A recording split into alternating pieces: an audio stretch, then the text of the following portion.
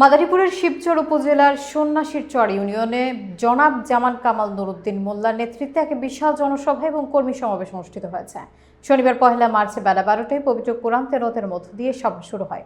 বিস্তারিত দেখুন রাকিবুল হাসানের তথ্যচিত্রে। সমাবেশে সভাপতিত্ব করেন সন্ন্যাসীর চর ইউনিয়ন বিএনপির সভাপতি। বিশেষ অতিথি হিসেবে বক্তব্য রাখেন মোহাম্মদ গিয়াসউদ্দিন মৃধা, যুবদল নেতা জামাল ব্যাপারী, বিএনপি নেতা শহীদ চেয়ারম্যান আজমল হোসেন সেলিম খান এবং কমিশনার মোহাম্মদ শাহাদাত হোসেন খান। প্রধান অতিথি হিসেবে বক্তব্য দেন মাদারীপুর ১ আসনের বিএনপির আহ্বায়ক জনাব জামাল কামাল নুরুদ্দিন মোল্লা। তিনি বলেন, আওয়ামী লীগ সরকার থাকাকালীন আমি শিবচরে আসতে পারিনি। মামলা হামলার মাধ্যমে আমাকে বাধা দেওয়া হয়েছে। আমার 4টি জাহাজ চট্টগ্রাম বন্দরে আটকে রাখা হয়েছে, এতে শত কোটি টাকা ক্ষতি হয়েছে। তিনি আরো বলেন, 17 বছর পর শিবচরের মাটিতে বিএনপির নেতাকর্মীরা একত্রিত হয়ে সমাবেশ করতে পেরেছে, যা আমাদের ঐক্যের প্রমাণ। সমাবেশে বিএনপির অঙ্গ সংগঠনের নেতাকর্মী, মহিলা দল এবং বিভিন্ন ইউনিয়ন থেকে আসা হাজারো নেতাকর্মী উপস্থিত ছিলেন। শেষে শহীদ ছাত্র জনতার আত্মার শান্তি কামনা করে আলোচনা সভা শেষ হয়।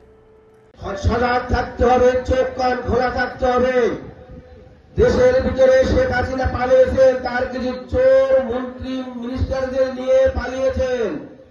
এখনো কিন্তু দেশের মাটিতে শেখ হাসিনার ওই হেলমেট বাহিনী, যারা এই হেলমেট পরে আমাদের ভাইকে ছাত্র জনতাকে রাজপথে গুলি করে লেলিয়ে দিয়েছিল, তারা কিন্তু বাংলার আনাচে কানাচে এখনো আছে।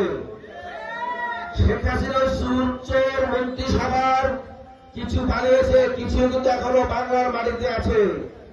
আমরা বর্তমান সরকার মিলে তাদেরকে খোঁজা শুরু করেছি মাত্র।